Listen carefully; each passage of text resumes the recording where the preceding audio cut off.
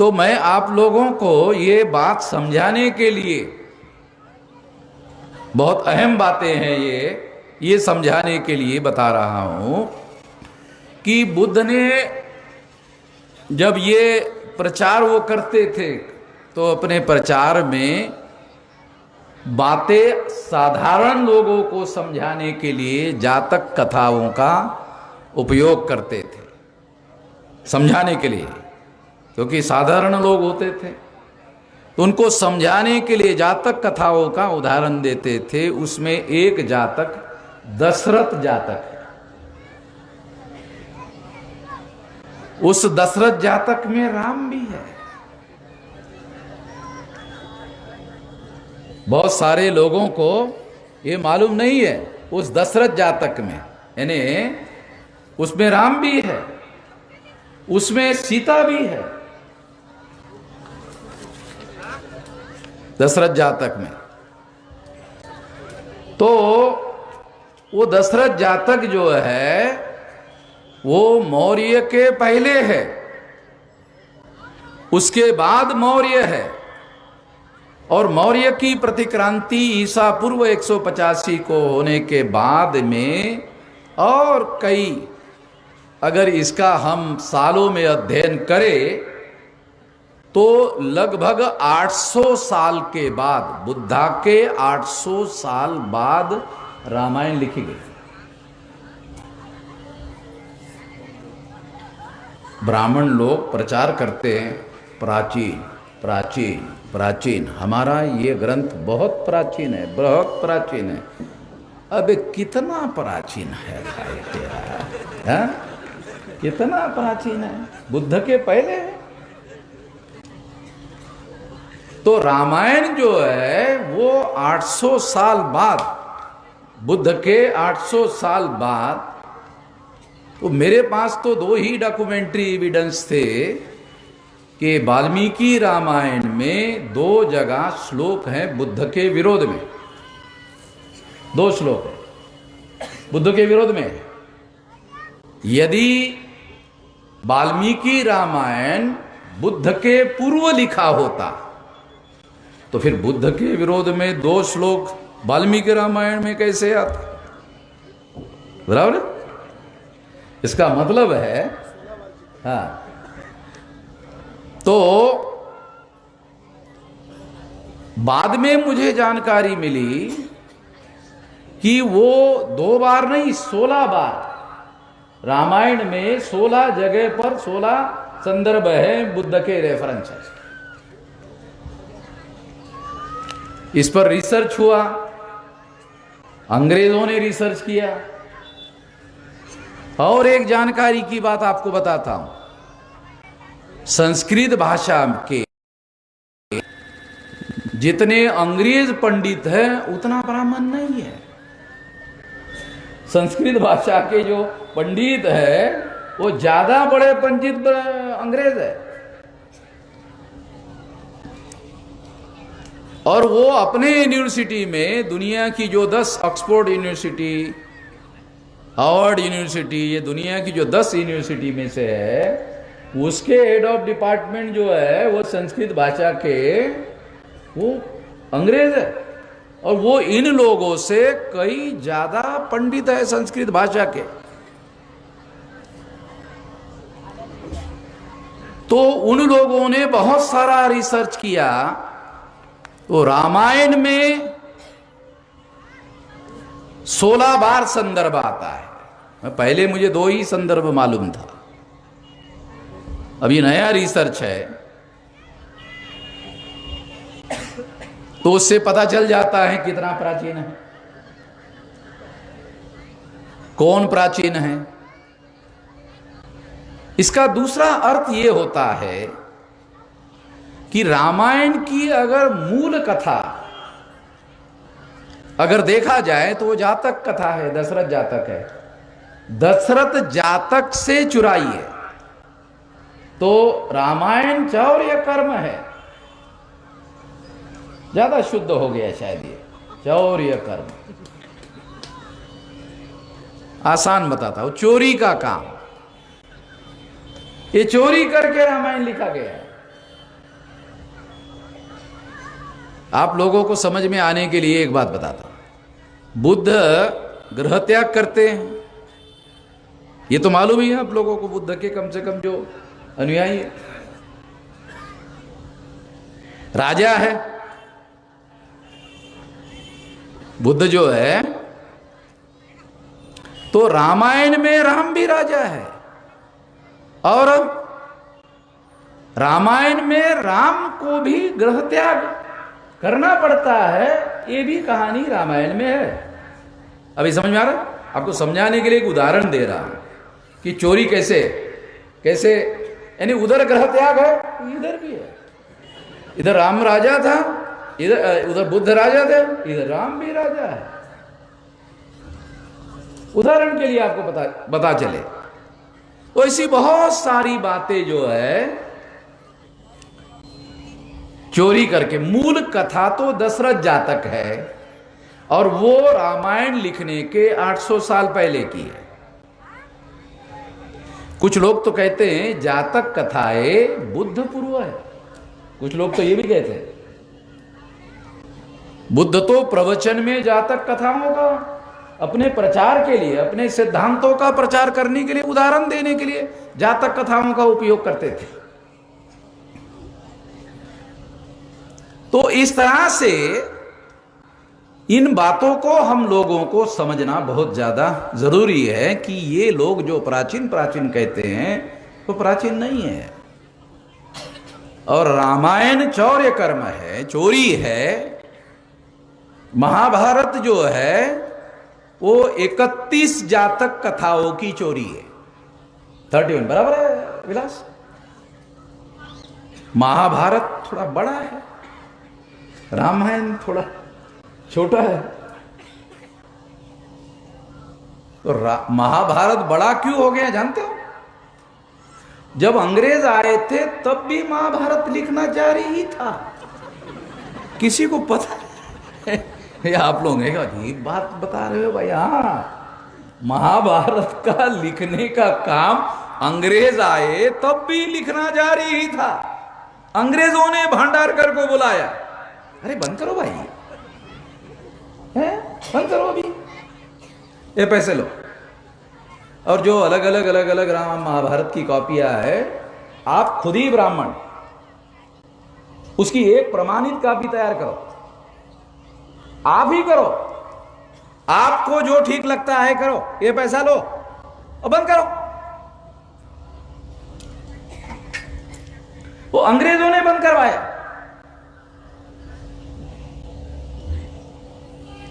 और इसलिए पूना में भांडारकर इंस्टीट्यूट जो है भांडारकर जो है वो उस समय का, अंग्रेज समय का, वो थोड़ा पंडित ब्राह्मण था।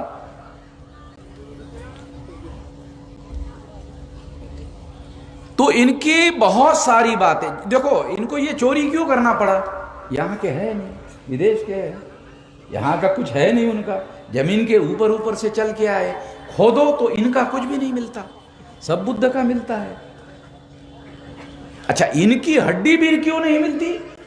क्योंकि जमीन के ऊपर जलाते हैं। अब अंदर भी कुछ मिलेगा कि जल गाड़ेंगे तो जमीन के नीचे मिलेगा। जमीन के ऊपर जलाते हैं और फिर गंगा में बहा देते हैं।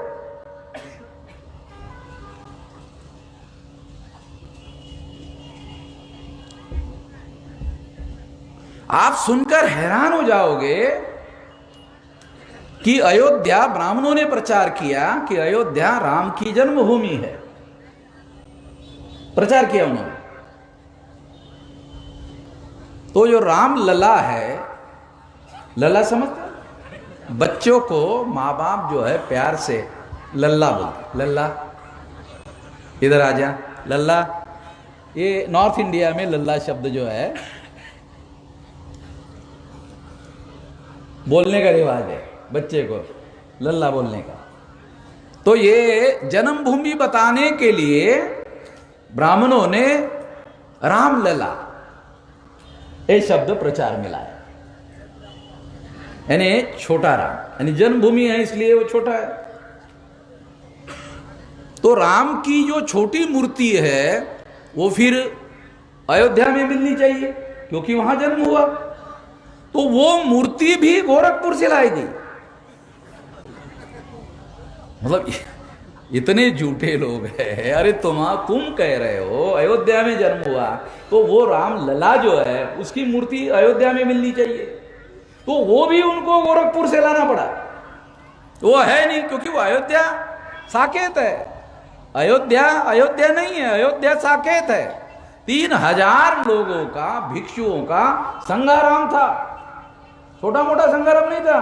3000 भिक्षुओं का, आप अंदाजा लगाओ, 3000 भिक्षु जहां निवास करते हैं, इतना बड़ा संघाराम था। और कहते हैं 16 साल तक बुद्ध खुद साकेत में रहे।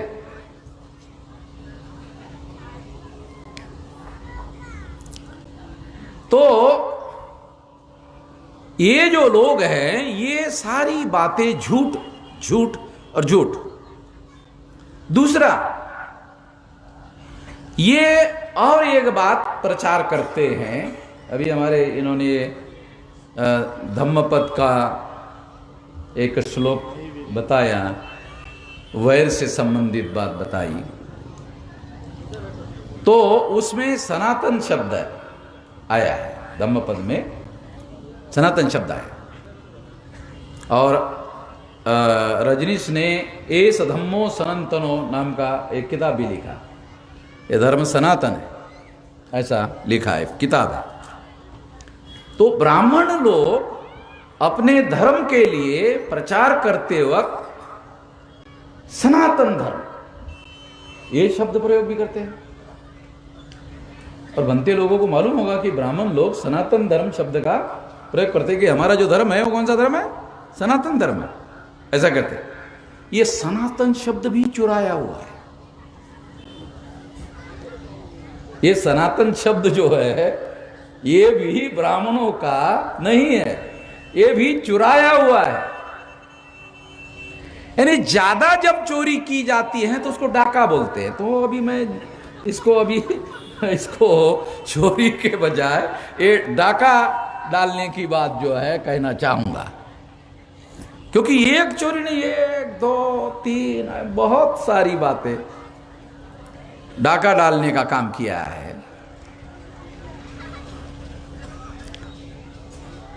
आप लोगों को मालूम होगा, ये भिक्षु लोगों को मालूम है,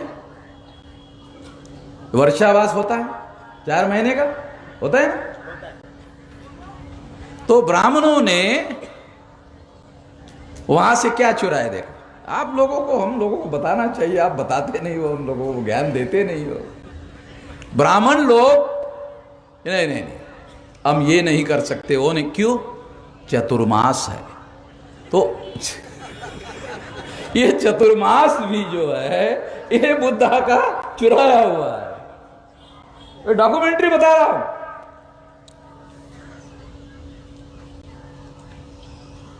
जो वर्षावास होता था वो 4 महीने का होता था। तो वहां से उन्होंने शब्द लिया, उसका बनाया चतुर्मास, कि हमारा चतुर्मास चल रहा है। ऐसी बहुत सारी बातें जो है इन लोगों ने चुराई है, ब्राह्मणों ने चुराई है।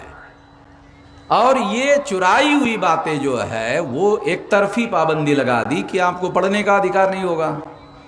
उस वजह से 2-3 हजार साल तक हमारे लोगों को पढ़ने लिखने का अधिकार नहीं मिला। परिणामतः जो बौद्धिक वर्ग होना चाहिए उसका निर्माण नहीं हुआ। वो तो अंग्रेजों के आने के बाद मिलिट्री में जो लोग भर्ती होते थे या भर्ती किए जाते थे, उनके बच्चों के लिए लिमिटेड पढ़ाई लिखाई का अधिकार अंग्रेजों ने दिया। उनके बच्चों के लिए अंग्रेज चाहते थे सार्वत्रिक हो शिक्षा। अंग्रेजों ने सबसे पहले कलकत्ता विश्वविद्यालय खोला। अंग्रेजों ने विश्वविद्यालय खोला। देखो, सोचो, बहुत विचार करने वाली बात है। नालंदा, मैं जब नालंदा गया दूसरी बार या तीसरी बार गया, तो एक छोटा किताब था, वो खरीदा, पढ़ा। तो उसमें एक लाइन थी, नालंदा नाम का नाग था, केवल एक सेंटेंस था।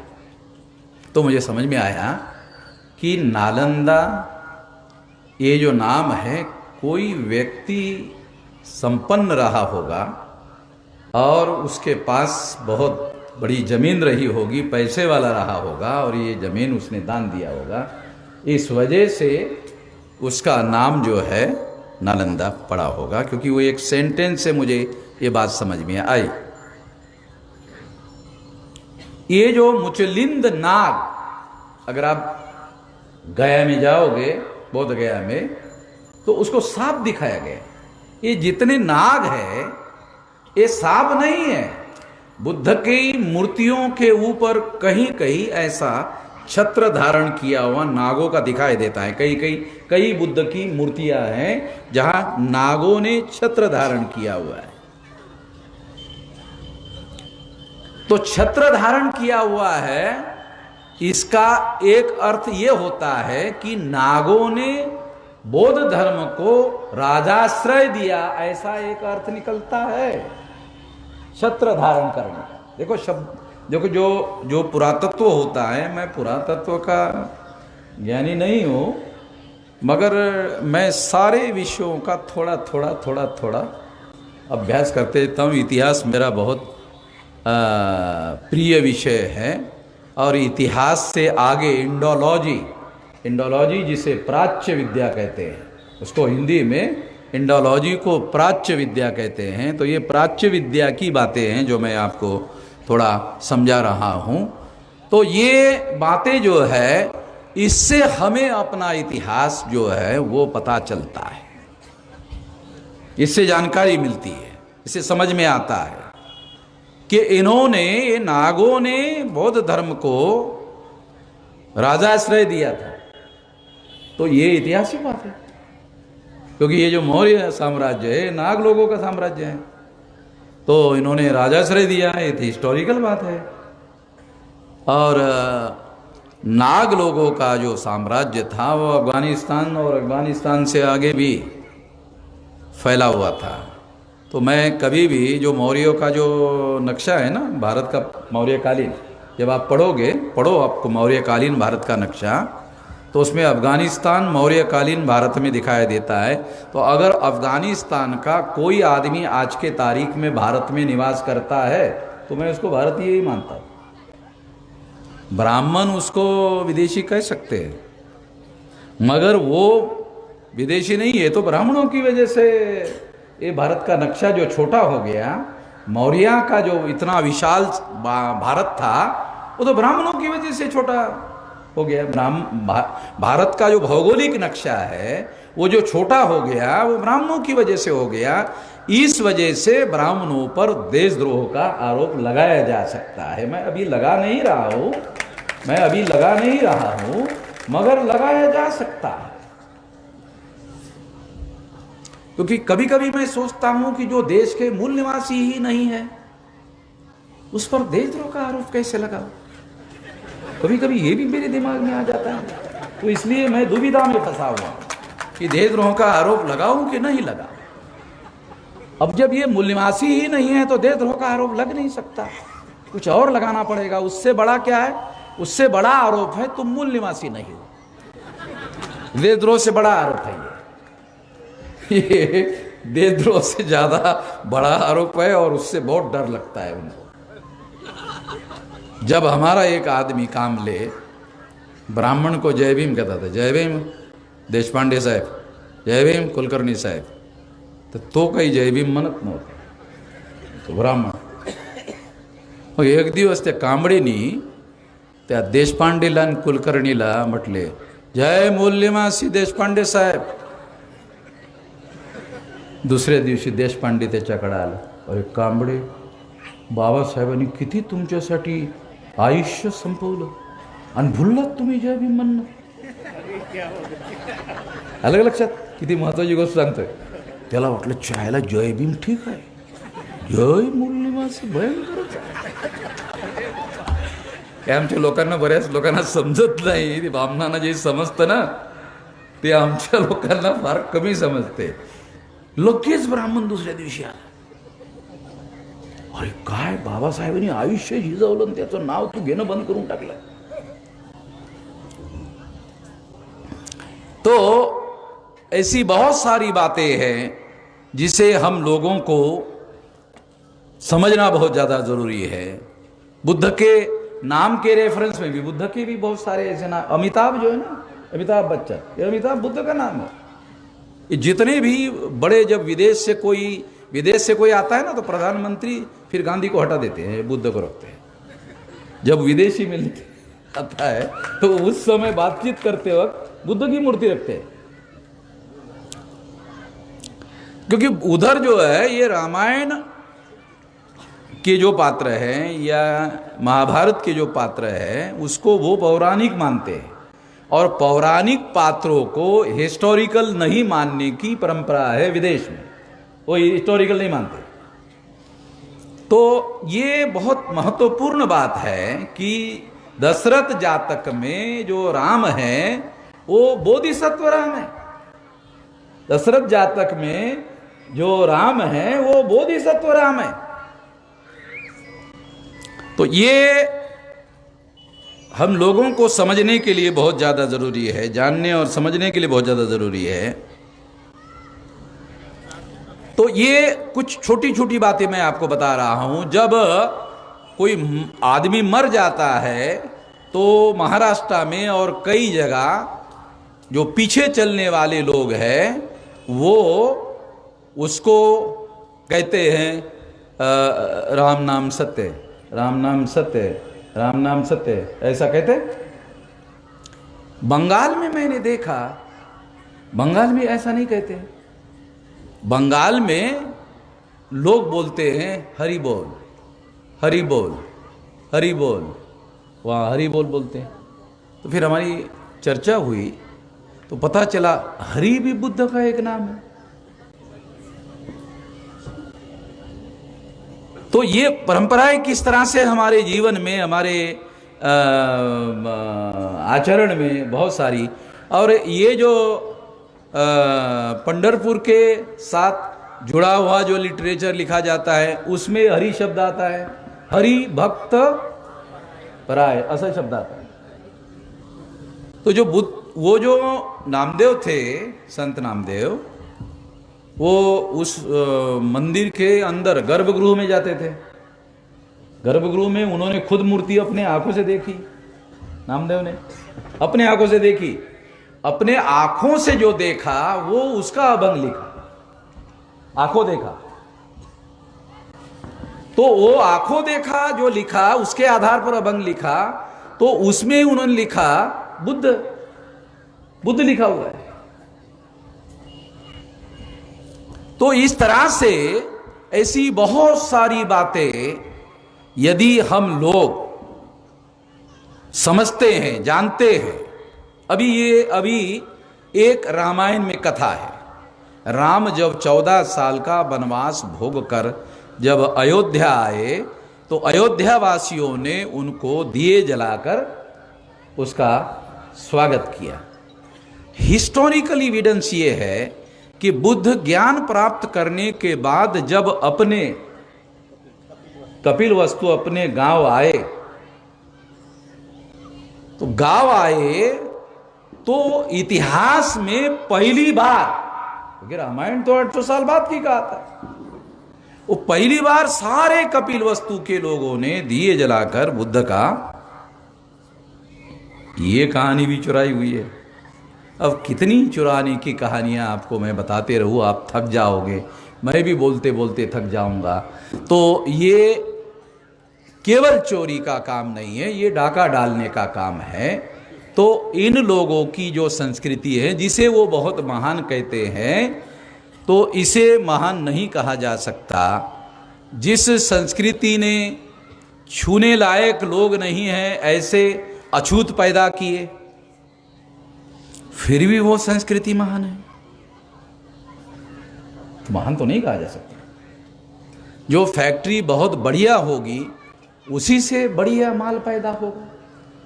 अब अछूत जैसे घटिया लोग तुमने पैदा किए तो तुम्हारी फैक्ट्री साली बढ़िया कैसे हो सकती है? हैं? तो घटिया मानी जानी चाहिए। वो तो फैक्ट्री ही साली घटिया है। जब फैक्ट्री ही घटिया है तो घटिया माल पैदा कर रहे हो। मगर प्रचार करने में प्रचार करते हो कि महान संस्कृति है, महान संस्कृति है। तो वो एक शब्द प्रयोग वो करते हैं, कुटुंबकम, क्या है, वसुदैव कुटुंबकम। जब वो सारे देश से हजारों किलोमीटर लोग पैदल चल रहे थे और उसकी कोई सुध ब्राह्मण सरकार ले नहीं रही थी, तब मुझे वसुदेव कुटुंबकम याद आ रहा। अरे कहाँ गया साला इनका वसुदेव कुटुंबकम? सारी दुनिया कुटुंब है। अरे तुम्हारे देश में तुम्हारे लोग इधर 2-2 हजार किलोमीटर चल रहे हो, वसुदेव कुटुंबकम कहाँ है ही नहीं। तो इस तरह से ये जो लोग हैं ये कहते हैं और करते हैं। अभी आज के तारीख में प्रोपोगंडिस्ट लोग हैं, ये प्रचार करने में लगे हुए हैं।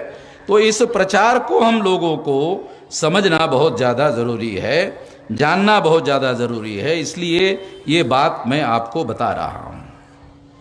बुद्ध का जो शाक्य कुल है, तो नॉर्थ इंडिया में शाक्य जाति है और वो मंडल कमीशन में ओबीसी है। अगर इस हिसाब से देखा जाए तो ये जो बुद्ध की विरासत है, ये तमाम 52% ओबीसी की विरासत है। राठोड सर, थोडं तुमच्या मदतीसाठी, शाक्य कुल मध्ये यांचा जन्म झाला म्हणता, अतिशाक्य जाती ओबीसी मध्ये, उत्तर भारतामध्ये मंडल कमीशन मध्ये। तो इसका मतलब यह है कि ये ओबीसी की विरासत है। ओबीसी के लोगों को पता नहीं होगा, ये एक बात है। जानकारी देना हमारी जिम्मेदारी है। जो पहले जानकार होगा उसकी जिम्मेदारी है, दूसरों को जानकार बनाने की जिम्मेदारी उन लोगों की होती है। ज्ञान बांटने से दुनिया में कभी कम नहीं हुआ।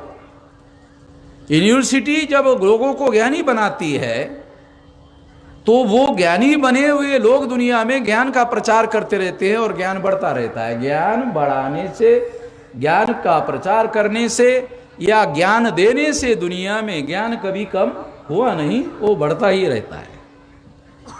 ये तो बुद्ध का सिद्धांत है। जिंदगी भर उन्होंने इस बात को, जो ज्ञान प्राप्त किया, वो ज्ञान उन्होंने लोगों को अपना बची हुई जिंदगी में बांटने का काम किया। तो ये ओबीसी के लोगों को ये बताया जाना बहुत ज़्यादा ज़रूरी है। एक और महत्वपूर्ण बात है कि ब्राह्मणों ने वर्ण संस्था का निर्माण किया और हमारे पुरखों ने, मूल निवासियों ने गण संस्था का निर्माण किया। बुद्ध गण संस्था की पैदाइश थे। ये ध्यान रखो, बहुत ज्यादा महत्वपूर्ण बात, बहुत हिस्टोरिकल बात बता रहा हूं। वर्ण संस्था का निर्माण ब्राह्मणों ने किया और वर्ण संस्था में ब्राह्मण, क्षत्रिय, वैश्य, शूद्र, इसमें जो क्षत्रिय है, जो दूसरा वर्ण है, वो राजा बनने की पूर्व शर्त है। मगर गण संस्था में जो राजा बनता है वो रोटेशन में होता है। गण संस्था में क्षत्रिय होना पूर्व शर्त नहीं है। गण संस्था का जो राजा है वो होने के लिए पूर्व शर्त नहीं है कि क्षत्रिय होना चाहिए, नहीं, उसका रोटेशन में होता है। आपको बाबा साहब आंबेडकर ने लिखा, तो बुद्ध के पिता शुद्धोदन खेती में हल चला रहे थे, बुद्ध ध्यान कर रहे थे, तो देवदत्त ने पंछी को मारा, वो फड़फड़ाते हुए आके उसके सामने गिरा, तो बुद्ध ने उसको पकड़ा। उस समय का किस्सा है कि उस समय उसके पिताश्री शुद्धोदन खेती में हल चला रहे थे। राजा और हल चलाना, एक कॉन्ट्रडिक्टरी बात लगती है। मगर जब रोटेशन से राजा बनेगा तो उसके खेती में तो उसको हल चलाना होगा, क्योंकि वो रोटेशन से हुआ राजा है। ये बात समझना जरूरी है। और इसीलिए रोटेशन से होने वाला जो राजा होता है उसका एक संस्कार होता था। वो संस्कार करने के लिए उसको तालाब में नहाना पड़ता था। वो तालाब रिजर्व होता था, तो उस तालाब को पुष्करणी कहा जाता। तो राजस्थान में पुष्कर नाम का एक जिला या कोई सेंटर है। मैं गया नहीं वहाँ, मैंने राजस्थान के लोगों को पूछा, वो पुष्कर में तालाब है क्या? बोले बहुत ज़्यादा है। अच्छा अच्छा, तो मुझे समझ में आया ये पुष्कर नाम क्यों पड़ा। वो तालाब की वजह से पड़ा, क्योंकि गणेश संस्था का जो राजा होता था उसका संस्कार होने के पहले उसको उस तालाब में नहाना पड़ता था। वो नहाने के बाद उसका संस्कार होता था। उस तालाब को तालाब नहीं कहा जाता था, उस तालाब को पुष्करणी कहा जाता था। वो रिजर्व होते थे। तो इतिहास की बहुत सारी बातें हैं, जानना बहुत जरूरी है। बाबा साहब आम्बेडकर कहते हैं भिक्षु संघ की पुनर्रचना करना होगा। अगर हमें वर्तमान समय में ये इस बात को आगे बढ़ाना है तो बाबा साहब आम्बेडकर का यह कहना था भिक्षु संघ की पुनर्रचना करनी होगी। जैसे कैथोलिक जो क्रिश्चियन धर्म है और प्रोटेस्टेंट जो क्रिश्चियन धर्म है, तो उनका सिस्टम उन्होंने अलग अलग बनाया हुआ है। कैथोलिक का ट्रेडिशनल है, जिसको ऑर्थोडॉक्स कहते हैं अंग्रेजी में।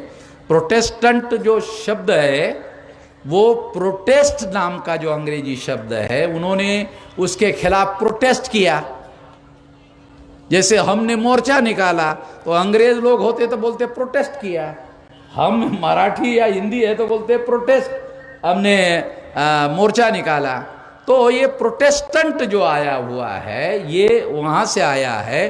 तो प्रोटेस्टेंट लोगों में उन्होंने तरीके जो उन्होंने पुनर्रचना की, उनके जो फादर वगैरह जो सिस्टम था उसकी पुनर्रचना की। तो बाबा साहब आम्बेडकर कहते हैं कि इसकी पुनर्रचना करने से हमें बहुत ज़्यादा फ़ायदा होगा और इसको आगे बढ़ने के लिए नए तरीके ढूंढने होंगे। ये निश्चित रूप से मुझे लगता है कि बुद्धिस्ट इंटरनेशनल नेटवर्क को बहुत सारे काम चुनौतीपूर्ण है, उस काम को भविष्य में करना पड़ सकता है। इसके बारे में उसका होमवर्क बहुत गहराई से चिंतन करने की ज़रूरत है। और जैसे अभी मैं एक प्रचारक हूँ, तो मैं तो काषाय वस्त्रधारी नहीं हूँ, मगर मैं चरत भिक्कवे चारिकं बहुजन हिताय बहुजन सुखाय तानु हिताय लोकानुकंपाय आदि कल्याण मध्य कल्याण अंत कल्याण का तो डेली काम कर रहा हूँ, मगर काषाय वस्त्रधारी नहीं हूँ। मैं तो एक कर रहा हूँ डेली पिछले 45 साल से, और बहुजन का कर रहा हूँ। और एक बात बनते जी, हाँ बहुजनों का कर रहा हूँ।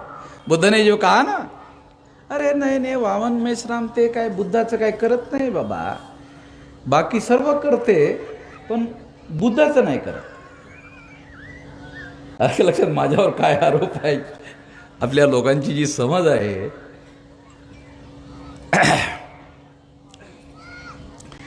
तो इसलिए बहुत सारी बातें जो है ये बहुत गहराई से समझना जरूरी है। बच्चा 6 महीने में बाहर नहीं लाया जा सकता, जच्चा और बच्चा दोनों को खतरा पैदा हो जाता है। वो 9 महीने के बाद ही आना ठीक है, नेचुरली माँ के लिए और बच्चे के लिए दोनों को ठीक होता है। हर काम की एक मैच्योरिटी होती है, हर काम की एक परिपक्व स्थिति होती है। उस परिपक्व स्थिति को ध्यान में रखते हुए काम करना बहुत ज़्यादा ज़रूरी होता है। उचित समय पर ही उचित कार्य होना चाहिए। ये बात अगर हमारे लोग समझते हैं तो निश्चित रूप से उसका फ़ायदा होगा। और हम लोगों को, बुद्धिस्ट इंटरनेशनल नेटवर्क के लोगों को प्रचारक निर्माण करने चाहिए और बहुजनों के कल्याण के लिए काम करने वाले प्रचारक होने चाहिए। इतना ही मैं इस मौके पर कहना चाहता हूँ। आप लोगों ने मेरी बात ध्यान से सुनी, इसके लिए आभार, धन्यवाद। अगर आप चाहते हैं गरीब हर वंचित इंसान की आवाज आप तक पहुंचे तो हमारे चैनल को सब्सक्राइब करें और बेल आइकन का बटन दबाना ना भूलें। देखते रहिए बहुजन हलचल न्यूज।